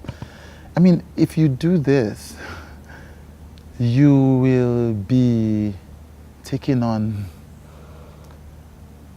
Why haven't you dealt with enough already? I didn't plan for it. But what's life if you can, the things you go through, if you can't help others with it, it's not like you're there for yourself alone. You've walked through things. Like I tell my husband sometimes, like if we all can be truthful on this earth and be open to one another about our stories, healing will be like a circle. I like that. We won't have to, but there's so much protection, especially men of God, in quotes. Yeah. They want to be seen as the perfect being. Yeah. Everybody is protecting just, no, I want to safeguard my space. I want to safeguard my church. It's now no more like a body of Christ. It's more like, this is my organization. This is your organization. So why do we call ourselves Christians?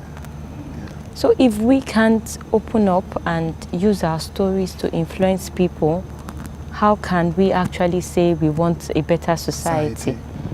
And if you are saying we want to take the church, you're meant to go to the marketplace, go to the world.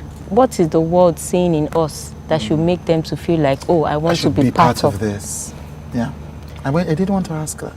Because I'm a Christian and I'm church going, church working, tongue speaking, Bible quoting Christian. I know, and you're a Pentecostal Christian. Yes. So you didn't leave the Pentecostal movement because of this. You kept trying to seek for God. Yes. And you did say something. There's a stunning lack of compassion from even these men and women of God. Yeah.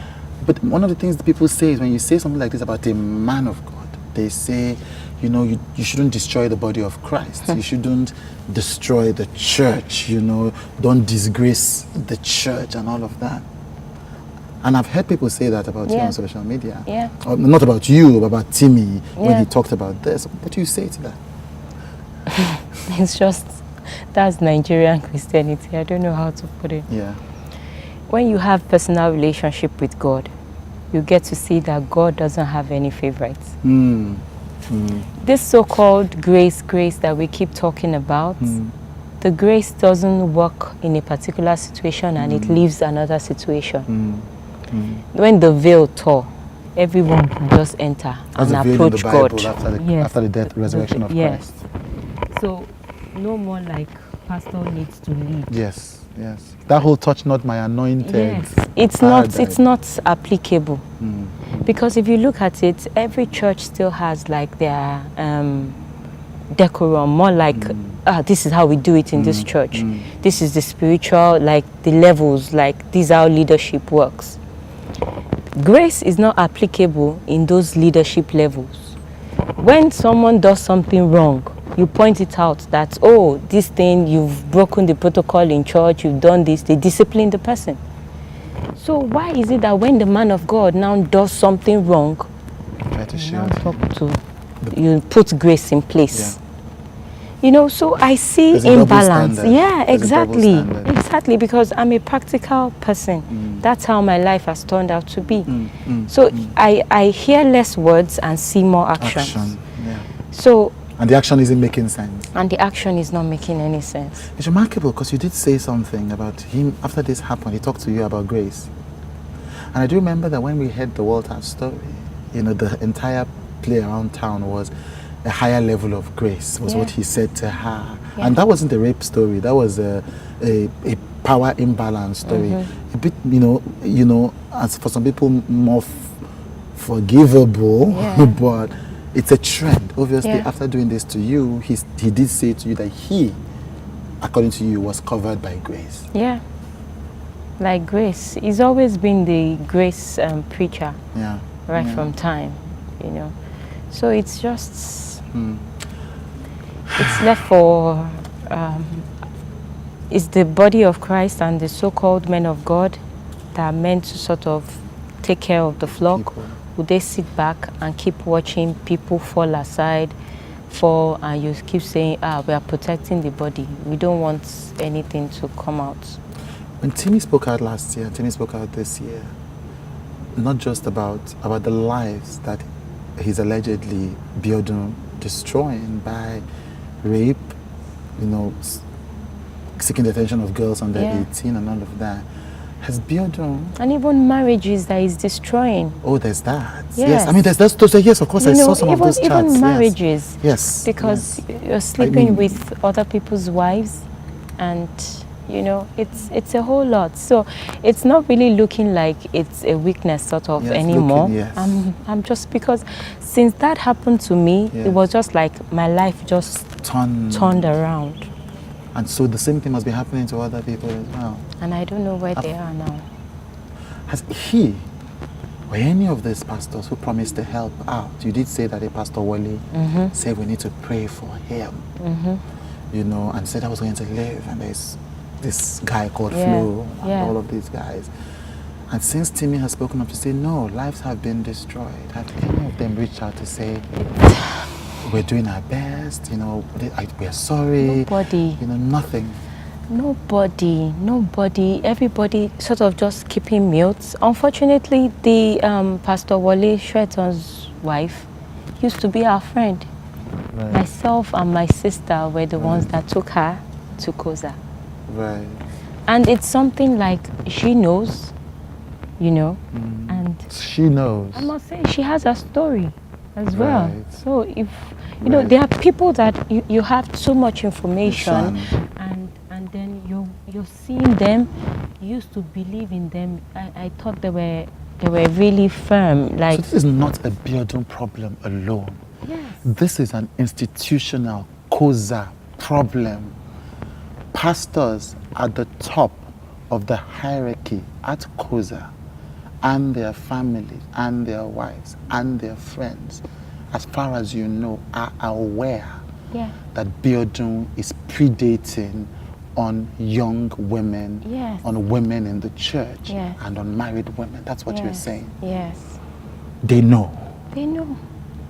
And they've done and said nothing. You know, there's even something about, it's not possible that you are the only one that stories keep coming out. Stories keep going. Everything is always directed towards you. Once they mention a pastor in Abuja did this, everybody's face turns to Koza. Why? That's really not... Sorry, I'm not a pastor, I'm not evangelist, anything. But I just think it's time that men of God needs to just sit down and see it like, what's going to happen? What is going to happen? These girls are waiting to see, what are you people doing? What are you going to do? How are you going to take the measures? They might not be able to talk. They might not have a voice today. But you don't know what will happen tomorrow. A few years ago, I did not have a voice. Today, I'm learning to have the courage to be able to have a voice. You don't know where their destiny lies. You don't know what's going to happen to them. So it's... so you're speaking here on behalf of those who could not speak. And you're trying to say, thus far and no more. This needs to stop. You do know that he's going to respond and if his church members, as you've seen on your social media, Timmy's social media page, don't believe it or say it. I think one of the most fascinating things I read in those responses was people saying, oh, she was dating him. And I'm like, well, as a pastor who is married, he's not supposed to be dating her. Yeah. Especially if she's below 18. Also something that, so you've established that the church knows. Yeah. Surely his wife must know. Or what do you think? I do remember that during the break, you told me about when he tried to apologize, he told you people to leave the house, so his wife doesn't know. So he wanted to protect his wife. When my brother took me to his house, and he saw. That's why he said we should go to your own house. Yes, please. That Dele is inside. We will be please. I don't want Dele to know. That's more Dele, his wife. Yes. And so does that mean his wife is not aware or cannot possibly be aware of any of these things? Because she's in a position. I really don't believe that she's not aware of the things going on. Maybe she doesn't have the full story. That might be possible. But I know she's aware of a particular girl. She was suspended because pastor wanted to actually come into her house, and she insisted, what are you coming to do? What are you coming to do? Yes. That's So how was she aware of that? The lady went back to church, right? And she told the ministers. Right. She told Pastor Dele knew. So it was more like an allegation. Right. My husband, even sort of took it to Pastor Biodun's spiritual father, as at that time, and they ended up suspending the lady. They suspended the lady? Yes. So it's questionable, all these things. Yes, there's something that's not right. Yeah, something. And if all of these things are happening, and all these things you say are true, and the pastors know, his wife probably knows, ministers know, church members know, the ones who are defending him on your sites, on Timmy's Instagram page, because he was just having the wife knew affairs. What happened to me. You believe the wife knew what happened to you? The wife knew what happened to me. I believe so.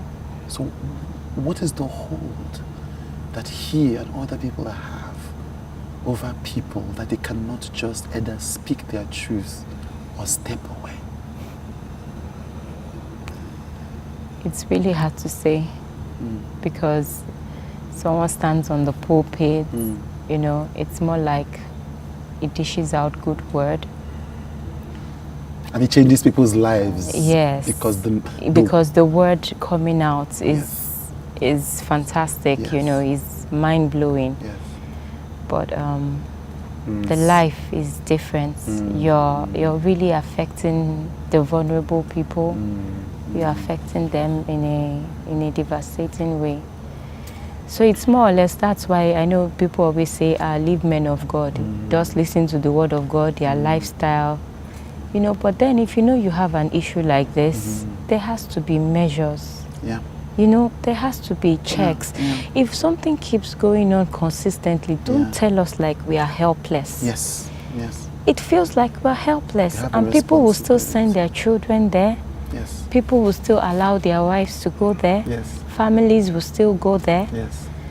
Don't let it be like the body of Christ is the church is a place that we have no solution. Goes. Yes, anything goes. And it's not just the church. I remember talking to you and telling you that many years ago, I had a relationship. I was telling you this story. Yeah, you did. With a person who was working on my team. Yeah. And it was a proper relationship. There was nothing. It was very adult. There's no question. Yeah. And then years later, when I began to discover about power dynamics in relationships, I found that when you are a boss, this is not a church. When you are a boss, you exercise power over people. And when I realized that, I called and I apologized. Yeah. So you're talking about the church, but this is not acceptable. Yeah. Even outside the church. And so the church should be held to a higher standard. Yes. Because more or less they already, and the church is even sort of like spiritual. Yes. And like Nigerians, everything and spirituality. Spiritual, man. Like if he says die, you die. Yeah. If he says go, you go. So You know, it's that fear. that fear. You It's know, that fear. and it's also part of not understanding the revelation of who you are really in Yes. Christ. That Yes. people need to wait for one man of God to pray Tell over them them, who they are. to do something. Yes. You can actually talk to God and God will listen to you without you Yes. even talking to any man of God. The Bible says in the book of James, if anyone lacks wisdom, let him ask from God, God. who gives to all men liberally Yes. and upbraideth not. Not. Thank you so much for sharing this story courageously. Yeah. And I look forward to the work that you're going to be doing to help other women who are facing these challenges. God will help me. God will help I don't you. know how I'm going God to will do help it. you. Yeah. You are His anointed. God will help you. Thank you.